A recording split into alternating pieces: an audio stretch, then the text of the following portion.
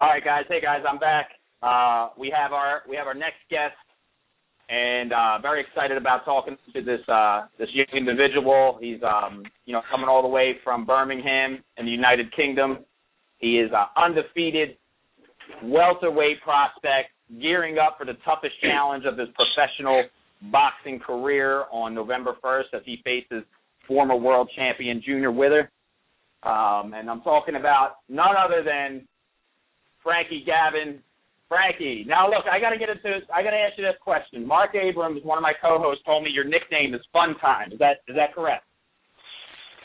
It used to be, just when I was an amateur. What's the nickname we could call you now? I ain't got one now. I just go by my normal name and just while I'm training and fighting. Well, look, I got to ask you like this. That's kind of odd to have. You're one of the greatest amateurs in Great Britain's history. You're one of the most highly touted prospects coming up. You got a huge fight with Junior Witter. I mean, that's going to determine if you're the real deal in this sport and as a professional or not. And you don't have a nickname, man. I think us in the United States, I think we're going to have to work on that. Michael Doss, what do you think, man? I think he has the perfect name, Frankie. I mean, you got Fabulous, you got Fearless. I mean, you got a lot of names you could really throw. I mean, Fun Time, that's a good nickname, man. It's not really a boxing nickname, but it's a good nickname. It might throw some people off. This guy, his nickname's Fun Time. It's not going to be much, and then you knock the guy out. Yeah. A little frightening. How about frightening, Frankie? Frightening, Frankie. It's Halloween. It's getting close to Halloween here. Frightening, Frankie. I mean, we're gonna have to work on that, Frankie. We'll work on the nickname, man. We'll send you a list of good nicknames. Maybe during your next fight they can put it on to do a poll on television to let the fans vote for you. Via Twitter or something. This way you let the fans decide. But let's get right into it. Yeah, that's what I was thinking. That'd be perfect, man. You're a very popular fighter. Everybody has a ton of high hopes for you. A lot of people are touting you to be a future world champion.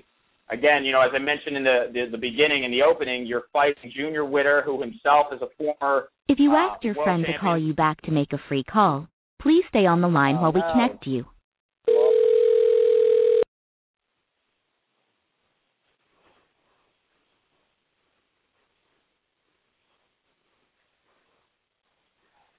Hello?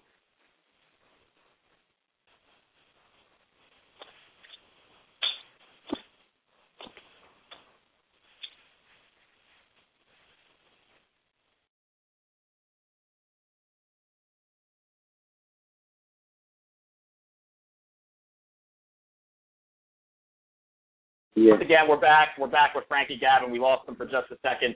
But, Frankie, getting into it, man, your big fight coming up November 1st, Junior Witter. Tell us about it, man. It's a big step up for you. Yeah, it's a big step up, but I watched his last fight. I watched his last few fights in England, and I haven't been impressed, to be fair. He's very awkward, and I think that's what got him to be a world champion, because he hasn't got good skills. He's quite a decent puncher. But when it comes to his skills and attributes, there's not a lot there. It's just that he's very awkward. So as long as I can not let him bother me with all his awkwardness and his stupidness and just get on with my game, I should definitely come out the winner. Now, 2 weeks away, you're 2 weeks away from there. I haven't, there wasn't too much build-up on it, but, Junior Witter has been known to, talk a lot of trash. Has there been any trash talk between you and Junior? Not really. I've heard some stuff like he's going to knock me out and that, but I hear that all the time. Every opponent tells me they're going to knock me out and I can't punch, and then it's normally them who ends up on the canvas, not me. So. Okay, so, after this fight, here in the United States, definitely, high hopes for you as well. Followed you through the amateur rankings. You're the first fighter to win the World Amateur Championships out of the UK, out of Great Britain, which is a huge honor, I'm sure, for you. But, I mean, going into the future, definitely. I mean, it's 2012, without looking past Junior Witter. I know he's seen his better days. That's the reason why he's a former world champion. What are you looking for? You're fighting for the British welterweight title. Do you want to, do what, David Price said, you defend the British title 3 times, you get to keep it. Do you want to do that, or do you want to go out there and start headhunting the big names in the welterweight division worldwide? If something bigger comes along, most definitely I'm going to take it. Because I look at some of the fighters, like Aiden Selchuk. I beat him twice as an amateur. I beat him comfortably as well. And I'm looking at him up there world level. And I'm looking at the likes of Cal Brook and that up there world level. There's no reason why I can't do that. Frankie, how you doing? This is Michael Dahl. Can you hear me? Pardon? Hello? Michael, it's Michael Dawes. I'm sorry. Let me formally introduce you. I don't know if you can hear Michael Dawes, but Michael Dawes from Louisiana here in the United States. One of my co-hosts on the show. He just said hello. He just sent his greetings to you. Okay. Tell him I said hello and that, yeah. I can't really hear him, but hello. Can you hear me now? Yeah, I can hear you now, mate, yeah. Okay. Yeah. All right, you're in one of the deepest divisions, period. I mean, in boxing, and one of the deepest divisions in the UK.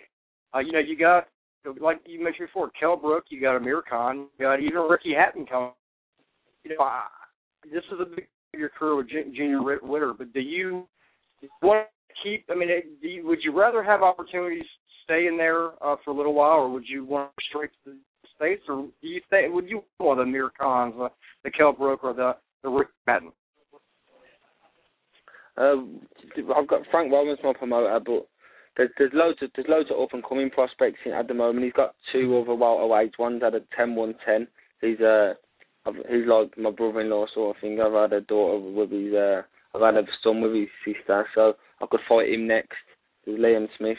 He's undefeated. There's loads out there, so I don't have to step up a level just yet. But I will if the fight comes. Okay.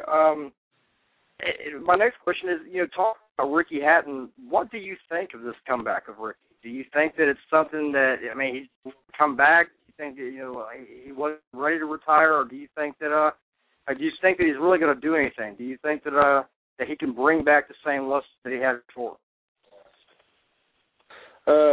Seriously, I don't think he's going to be the fighter he was. No, definitely not. But I do think he retired through Manny Pacquiao and Mayweather, and they beat most fighters there's ever been. So for them to retire because of them two, I don't think was the smartest move. But I think he's realised that when he's been out of boxing, he missed it, and he wants to give it another go. But he's definitely not going to be the fighter he was. No chance. Okay, like we had Price on the show previously. He was talking about Tyson Fury. I mean, a lot of the English guys, they have rivals. A lot in them. They a lot of UK clients. Doss, we're losing you, Doss. We're losing you, Doss. You're breaking in and out. I think, Frankie, what he's trying to say is, David Price has his rival in Tyson Fury. Do you have your rival in the UK set yet that eventually, you guys are coming up around the same weight and eventually you guys are going to clash? There's a lot of talk about a lot of fighters. Well, there's no one who I think who's had 13 fights in Britain now who would touch me, get anywhere near me. No one around that. I think that's why they've moved me on, because there's no point in sitting me around there fighting people who are just coming up. Because at the moment I think I'm miles ahead of anyone with the same experience of me. So I think that's why they've put me in with Witter, just to see whereabout I am. I had 2 performances this year, both ended in KOs.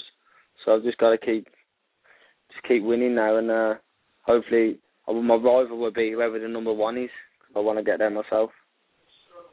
Hey, Frankie, how you doing? Mark Adams. A couple quick questions for you.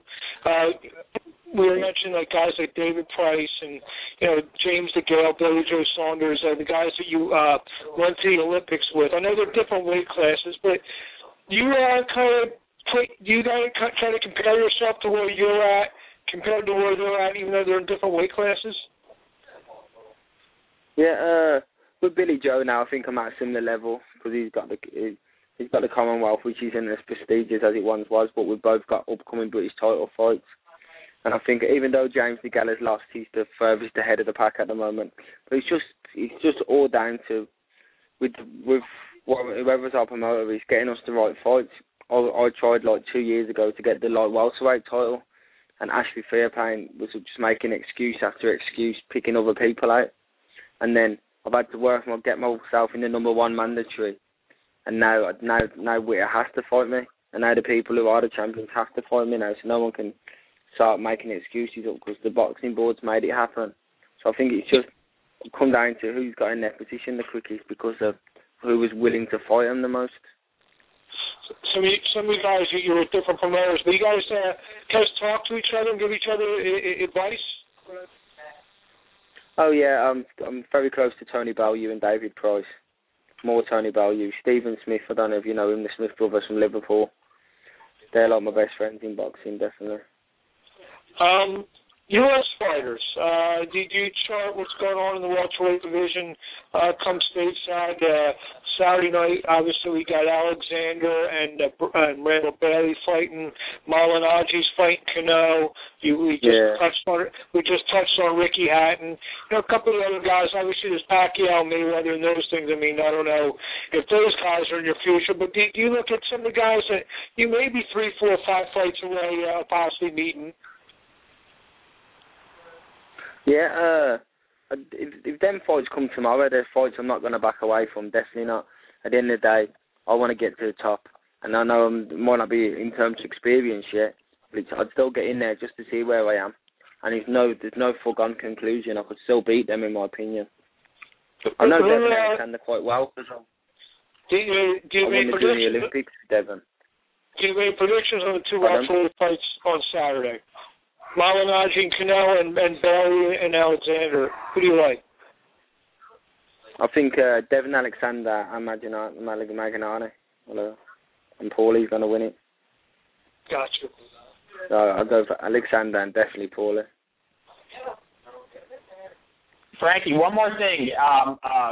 Mark, appreciate you bringing in some questions. One more thing, Frankie. We have Andrew Millwall, the owner of the Worldwide Weekly Boxing Predictions League. I know Andrew, yeah. Okay, he's here right now. I gotta be quiet for just a second. But Andrew's here. He's a very good friend of the show. He's actually a part of the show. He wanted to say hello to you. Hi, Frankie. Andrew. Hi, Andy. You all right, mate? Yeah, you okay, mate? Not too bad. I'm doing good, okay at the minute. I just got a message for you off Debbie Pedley.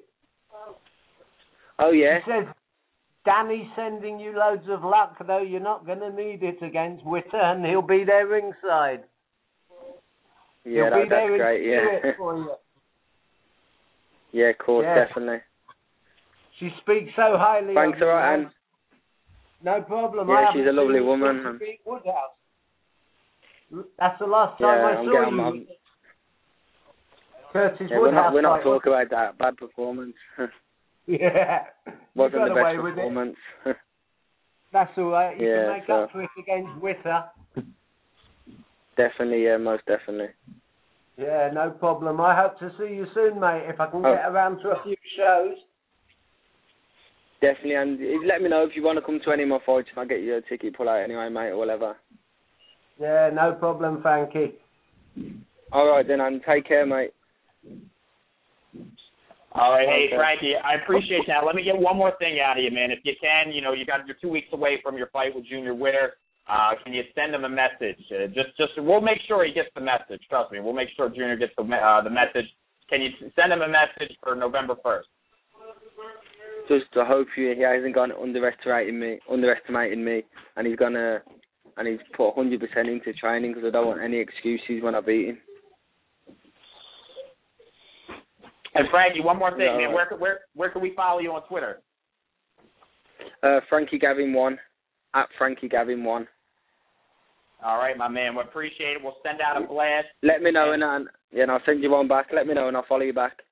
Okay, yeah, we already followed you, man. Hey, definitely appreciate that, bro. We already followed you there on Twitter, and we'll send out a blast at the end of the show. And Frankie, after your fight with Junior Witter, man, we would love to get you back on the show to talk some more boxing.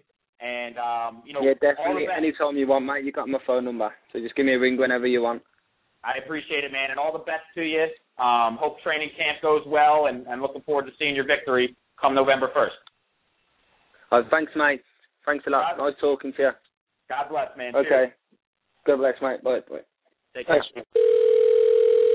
All right, there you have it, Frankie Gavin.